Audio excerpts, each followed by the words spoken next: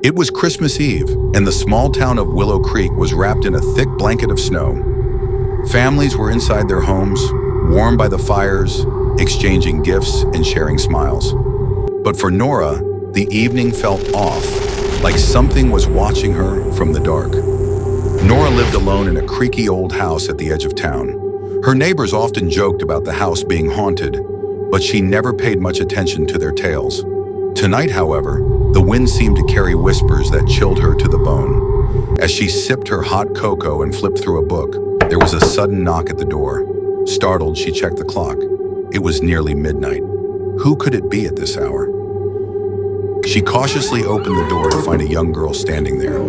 The girl couldn't have been more than 10 years old. She wore horrific, tattered clothes that seemed soaked in old dried stains and had long dark hair that partially hid her face. Her skin was pale, and her eyes seemed to hold an emptiness that made Nora's stomach churn. Happy Christmas. Happy Christmas, the girl said softly. Nora hesitated. Happy Christmas, she replied, her voice shaky. Are you lost? Where are your parents? The girl didn't answer. Instead, she held out a small wrapped gift. Confused but not wanting to be rude, Nora took the box. When she looked up again, the girl was gone, vanished into the icy night without leaving a single footprint in the snow. Shaken, Nora closed the door and locked it. She set the box on the table, unsure whether to open it. Her unease grew as she noticed the faint sound of humming. It was coming from upstairs. Gripping a flashlight, Nora climbed the staircase. Each step groaned under her weight.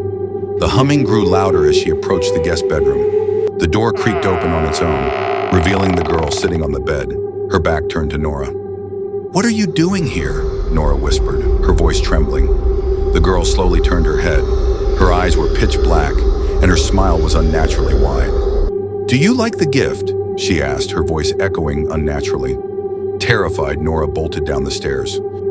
She grabbed her phone to call for help, but the screen was filled with static. The lights flickered, and then the house plunged into darkness. Nora heard the sound of tiny footsteps behind her. She spun around only to find the girl standing inches away, her head tilted at an unnatural angle. You didn't open the gift, the girl said, her tone icy.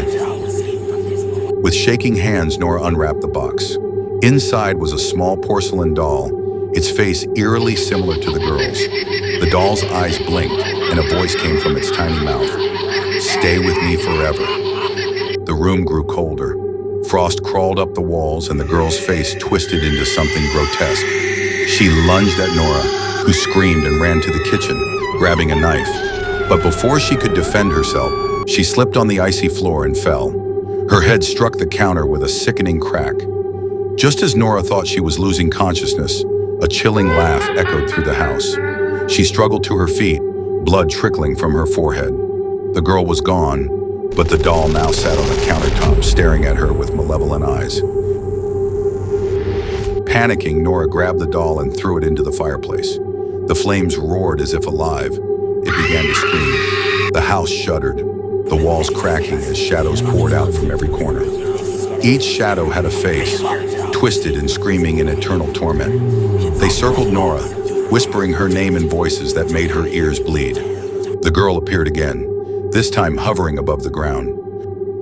Her face was more grotesque than before, her mouth unnaturally wide, revealing rows of jagged teeth. You can't escape, she hissed. Desperate, Nora fled to the basement, hoping to find something, anything, to fight back. But the basement was worse. The air was thick with the stench of decay, and the walls were covered in claw marks. In the center of the room stood an old mirror, its surface rippling like water. Nora saw her reflection, but behind her stood countless figures, including the girl. Before she could react, hands reached out from the mirror, grabbing her and pulling her in. She screamed, clawing at the edges, but the girl's face appeared on the other side, grinning. You're mine now, she said. Everything went silent. The house returned to its normal state, but Nora was gone. The neighbors found the house eerily quiet the next day. Nora's belongings were untouched, but there was no sign of her. On the kitchen counter sat the porcelain doll, its eyes gleaming with a sinister light. That night, another knock echoed through Willow Creek, this time at a different house. A little girl in horrific, tattered clothes stood on the porch, holding a small wrapped gift. "Happy Christmas," she said, her dark eyes gleaming. But the horror didn't end there. In the weeks that followed, the doll's presence was reported in different homes around Willow Creek. Each time it was accompanied by a missing person and whispered rumors of a haunting too malevolent to be ignored. One such account came from the Miller family. After Nora's disappearance, the doll appeared in their home. Unlike before, its porcelain face now bore cracks, and its eyes seemed to follow anyone who walked past. Mrs. Miller, curious but cautious, decided to lock the doll in the attic. That night, they heard scratching noises coming from above. When Mr. Miller went to investigate, he found the attic door wide open and the doll was gone. The next morning, their teenage son, Lucas, didn't come down for breakfast. They found him in his room, pale and unresponsive, staring blankly at the ceiling. The doll was sitting on his chest, and a faint, childlike giggle echoed through the house. Desperation took hold of the Millers. They tried to get rid of the doll, throwing it into a nearby river. But no matter what they did, the doll always found its way back, appearing in the most unsettling places: the kitchen table, the foot of their bed, or even inside their car. By the end of the week, they had vanished without a trace, their home left eerily untouched. The local authorities were baffled, labeling the incidents as tragic but unrelated. However, the townsfolk whispered of a curse tied to the ghostly girl and her porcelain companion. Stories of eerie encounters spread like wildfire, each more horrifying than the last. One elderly woman, Mrs. Thatcher, claimed to have seen the girl wandering the streets late at night. She described hearing a soft humming that grew louder as the girl approached. "She looked right at me," Mrs. Thatcher said, her voice trembling. "Her eyes, they weren't human." Mrs. Thatcher's account didn't end there. She followed the girl out of curiosity but quickly regretted it. The girl led her to an abandoned playground on the outskirts of town. There, Mrs. Thatcher saw dozens of dolls hanging from the trees, their lifeless eyes gleaming in the moonlight. When she turned to leave, the girl was inches from her face, whispering, "Stay and play with us." Mrs. Thatcher survived, but she was never the same.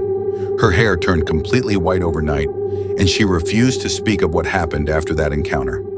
As the years went by, the legend of the ghostly girl and her cursed doll became a chilling part of Willow Creek's history.